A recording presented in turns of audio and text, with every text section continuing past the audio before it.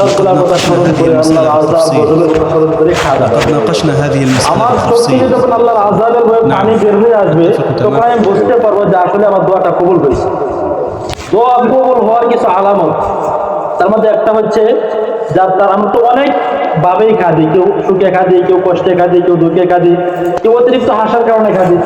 কিন্তু যখন আমি হাতগুলো উঠাইলাম, ওঠানোর পরে যখন দেখবেন যে আপনার নিজের সারা জীবনের গুণাগুলো মনে আসতেছে, আমি কি কি গুনাহ করলাম, আমার চোখগুলো বন্ধ করলে তো মনে হবে আল্লাহ জাহান্নামের কথা মনে করে যখন আমার চোখ থেকে পানি বের হয়ে আসবে, তখন বোঝা যায় আমার দোয়াটা কবুল হয়েছে। দোয়া করবেন, দোয়ার মধ্যে মনোযোগটা বাড়ালে একটু মজা পাবেন। মনোযোগ কেমনে বাড়াবেন?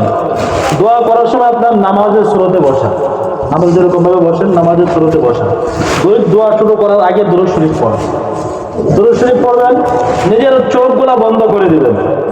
চোখগুলা বন্ধ করার পরে বাস টেনশন মুক্ত। আপনি আপনার আশপাশে কে আছে না আছে, আপনি মনে করেন যে আমার সামনে আর কেউ নাই, আমার সামনে একমাত্র আমার রব আছে।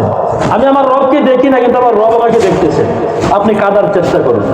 এখন যদি আপনি মনে করেন ভাই আমি এতগুলো মানুষের সামনে কেমনে কাঁদবাম, আমি কাঁদবাম অল্লগে আমরা কি করব, আর আপনি যদি এই চিন্তা করেন তাহলে আপনার দোয়ার মধ্যে মনোযোগ আসবে না।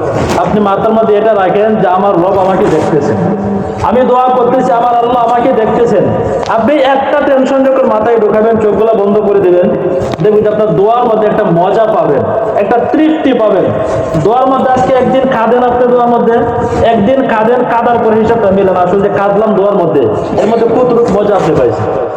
আমি পুরো আমার চ্যালেঞ্জ করে বলতে পারি, আপনি আজকে কাঁদেন, আপনি যে একটা মজা পাবেন তোর মধ্যে কান্না করার পরে, এই মজা আপনি লক্ষ টাকা দিয়ে কিনতেও পাবেন। যেন আমরা যারা আছি আমরা নিজের জন্য দোয়া করব, যারা মৃত্যুবরণ করছেন তাদের জন্য দোয়া করবো, অনেকে দোয়া চেয়েছেন তাদের জন্য দোয়া করি।